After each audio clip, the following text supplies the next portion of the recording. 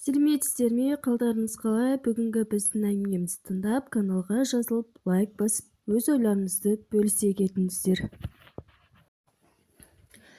Мектеп қабырғасын бітіре сала, көрші ауылдың жігіттері мені бас сала алып қашты.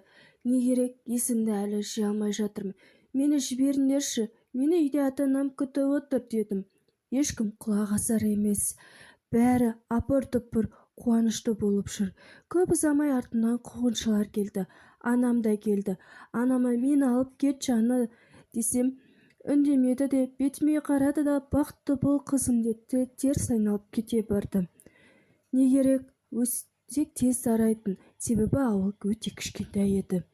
Үйдің үлкені болғандықтан үлкен үміт артқан болатын, себебі артында 4 бірдей сіңілім бар еді.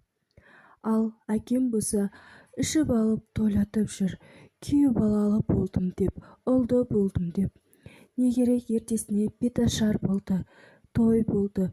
Содан кейін келіндік өмірім басталды. Ата-енем әжептәуір адамдар еді. Жолдасым да әжептәуір еді, бірақ өзіме ұнамайтын еді.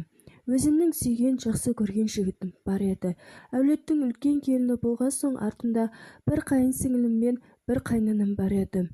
Солай күнделікті шаруаларымды істеп жүрдім. Арманым, мақсатым бәрі қалған болатын.